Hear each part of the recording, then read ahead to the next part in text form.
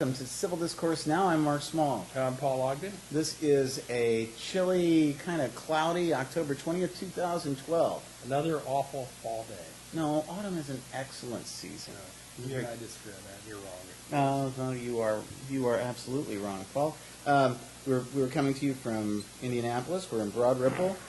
Broad Ripple, the streets of which have been occupied since 7 this morning by Butler students celebrating homecoming. I'm sure that the open doors on the bars in Broad Ripple did not, it was only a matter that was coincidental, and I'm sure there are no inebriated Butler students wandering the streets sure. of Butler. Because people don't drink at college, and they can, until they're 21, and that'd be their senior year. 21. Well, Right. yeah, or junior year for some. Junior for some. And some who get identification through alternate bureaucratic means, they can do that too. Or if they recalculate the years based on like base 8, that's always been popular too. Oh, okay. That's true. We are shooting a couple of weeks ahead of the general elections, and we're 2.5 weeks, I believe, Mark. something like that. 2 weeks from this coming Tuesday, and although some people have been voting already. They have. And we had a vote on early voting today, not today, but I believe this week by the county election board. 2-1 against. They have to have a unanimous vote to have What party was the alternative voting set. It would be the Republican Party. Oh, okay. But you've already voted. I voted. I voted at City County Building. That's the one location they're allowed to have. And that vote early, vote often. I mean, that's Exactly. But you voted. You have a right to keep that vote secret. You can't. You don't have to tell anybody under Indiana state law. True. Whom you were silly enough to vote for. That's so, true. There were a lot of R's by the names I voted, but not all. like Miller and Miller and Rankowski, and well, I did vote for Ross Rostenkowski. He's in I Illinois. think he is a resident there in Illinois, then one of the prisons. Well, no, I think that's in Kansas. We're going to talk today, the first segment, about, we're going to talk about some of the election debates, and then we're going to talk about the recent polling cycle, particularly in terms of the presidential race. And then, next week we'll be doing more political stuff, but 2 weeks from today we'll have our big election show. Right. It will be 3 or 4 days before the election at that point. That'll be 4 days before the election, and if we're going to be... You can count better than me, Mike. That's probably true, Paul. True. But I wouldn't bet on it. We will be shooting at a location yet to be determined, but that will be somewhat related to the political process. If that were in Florida, that might be a dumpster, the way the news came out this week. Or was that in Virginia? I did not see what you're talking about. There was somebody who was working for one of the campaigns who was registering voters who had dumped voter registration forms. Never mind, that was... As a Democrat. Yeah, well, I don't think... Anyways, the Senate debate was held between Richard Mourdock... Some people call him Mourdock, but... Well, I mean, I don't. Yeah. Donnelly... What's Donnelly's first name? Joe Donnelly. And then Andy Horning, who's been a guest on the show here a couple of weeks ago. You watched the debate? Did not watch the debate. I was on my way to Evansville for a 4-day deposition. I did listen to it on the radio, so I had a unique experience, because I think probably very few people experience the debate by listening to it on the radio. And you watched it? Yes, I did. And when I was a kid, I listened to debates on the radio because they really didn't televise them that much. It was kind of like, and I remember listening to Vance Harkey debate Richard Roudabush. Oh wow! That was and that was a unique experience. Two hapless individuals who had no business being in federal politics. Vance Harkey, I'll never forget the story about him, how he didn't want to be searched at the airport. He didn't want to go through, and these were old metal detectors. We're not talking about the new ones that can see through you. Yes. These were the old ones where they were just, and he said, no, you can't do that. I'm a United States Senator. And that kind of blew him a lot of points for the election account. Yeah, it did. Didn't do him any favors. Anyways, I watched it.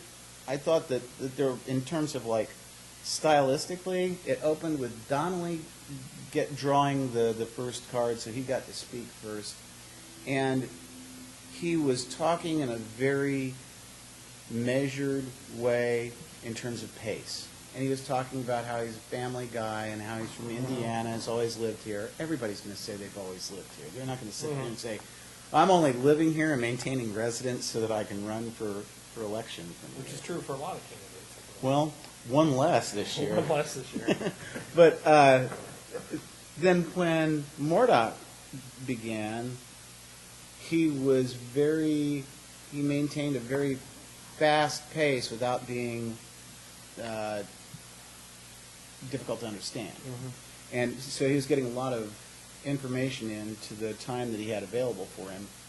And that's something you learn in high school debate and college debate, but it was something for which I thought they prepped him well. And then after that, my expectations were, if he didn't come off as sounding like a raging, intolerant ass, he'd gain points. At the end of the debate, I thought he'd come off very well. And the way I scored the debate, I scored him ahead of Andy Horning, or ahead of Joe Donnelly.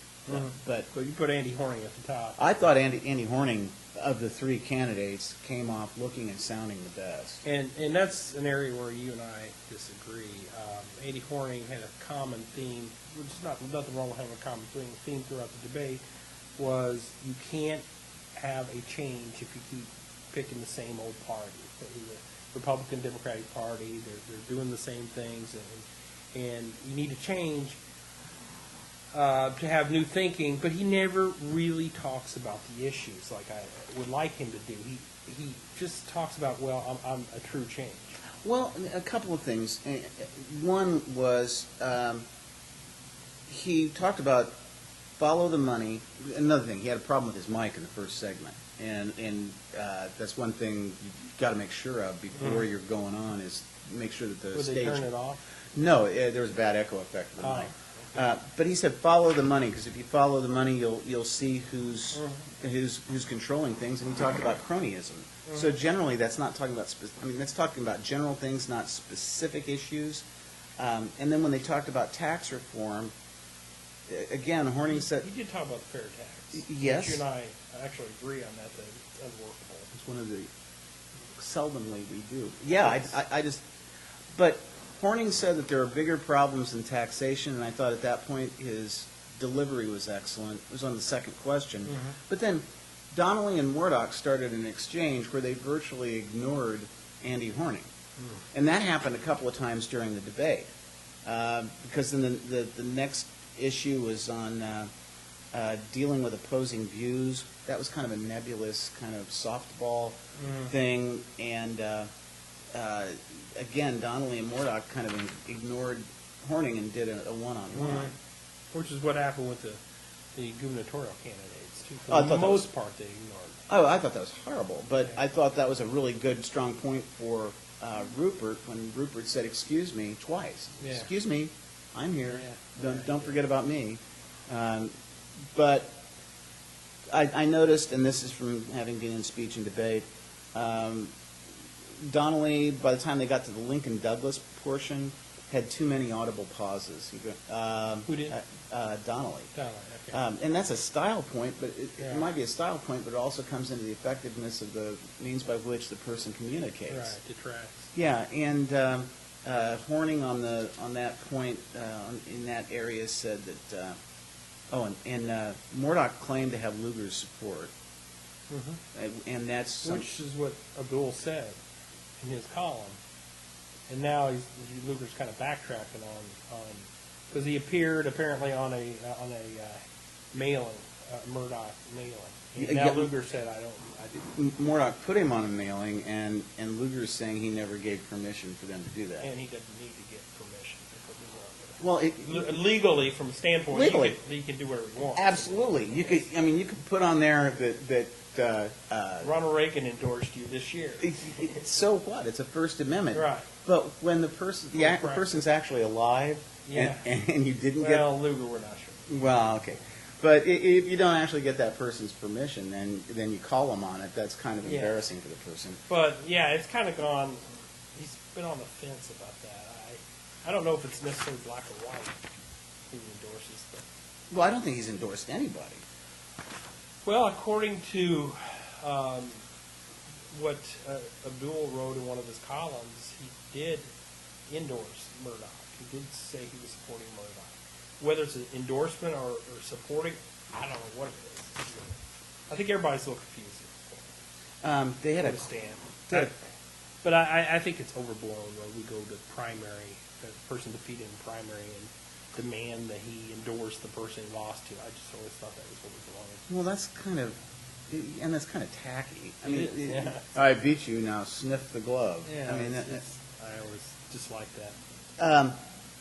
they had a graduate student from Crawfordsville ask a question about government and education, and that was And Donnelly, I remember that when Donnelly talked about Pell Grants. And then, yes.